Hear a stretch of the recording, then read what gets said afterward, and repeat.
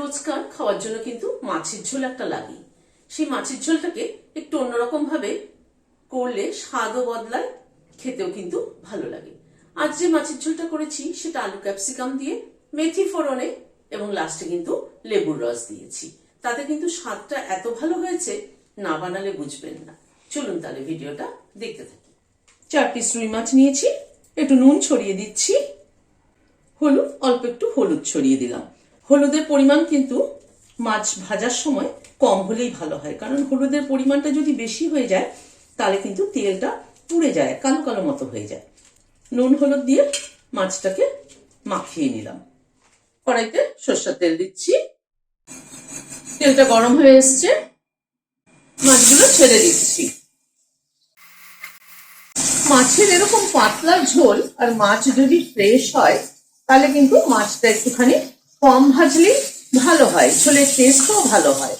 কিন্তু আমাদের বাড়িতে মাছ কম ভাজা একদমই পছন্দ করে না, সেই জন্য আমাকে একটু মাছটা একটু কড়া করেই ভাজতে হয়।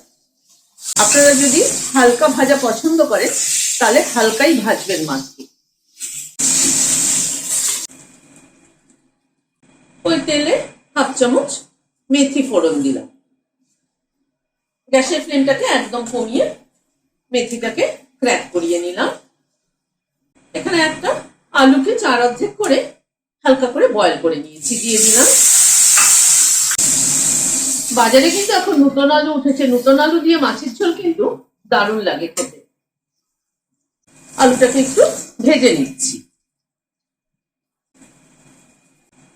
আলুটাকে এই মিনিট 2 মতো একটু নাড়াচাড়া করে নিলাম।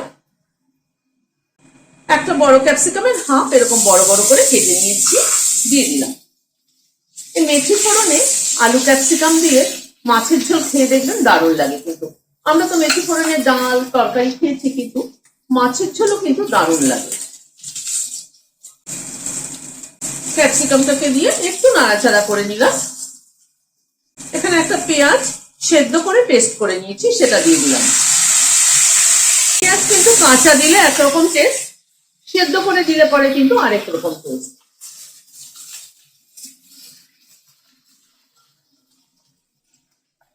পেঁয়াজটাকে একটুখানি হালকা নাড়াচাড়া করে নিলাম। 1 চামচ আদা বাটা, এর সাথে একটা কাঁচা লঙ্কা পেস্ট করে নিয়েছি, সেটাও দিয়ে দিলাম। আদা কাঁচা লঙ্কাটাকে দিয়ে একটু নাড়াচাড়া করে নিচ্ছি।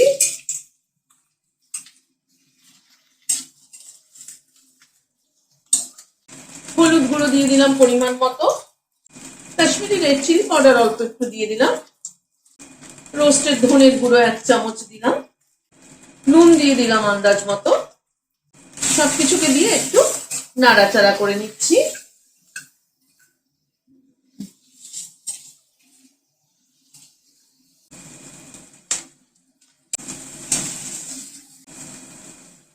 গুঁড়ো মশলাটাকে দিয়ে মিনিট খানেক একটু নাড়াচাড়া করে নিলাম।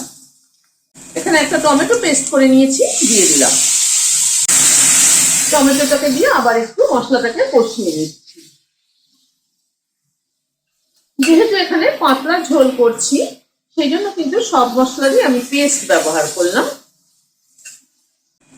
টমেটোটাকে দিয়ে এই মিনিট 2 একটু নাড়াচাড়া করে নিলাম।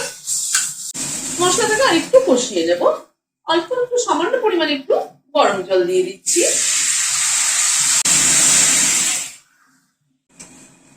অল্প একটু জল দিয়ে মশলাটাকে আরো মিনিট 2 মতো কষিয়ে নিলাম।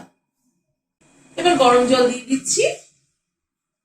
যেহেতু পাতলা ঝোল হবে সেই জন্য কিন্তু আমি এখানে পেঁয়াজের পরিমাণ কিন্তু খুব কম ব্যবহার করেছি, একদম ছোট্ট একটা পেঁয়াজ পেস্ট করেছি।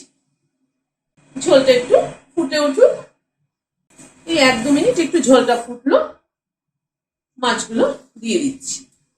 মাছগুলো দিয়ে আবার একটুখানি ফুটিয়ে নিচ্ছি। মাছগুলোকে দিয়ে আবার এই মিনিট 2 মতো ফুটিয়ে নিলাম। 2টো কাঁচা লঙ্কা মাথাটা ছিঁড়ে দিয়ে দিলাম ফ্লেভারের জন্য, আর একটা পাতিলেবুর অর্ধেকটা রস দিয়ে দিলাম। গ্যাসের ফ্লেমটাকে বন্ধ করে দিলাম। এই লঙ্কা দুটো কিন্তু মেনলি ফ্লেভারের জন্য দিলাম। কাঁচা লঙ্কা কিন্তু লাস্টে এরকম ঝোলে দিয়ে ঢেকে দিলে পরে তার ফ্লেভারটা কিন্তু দারুণ হয়।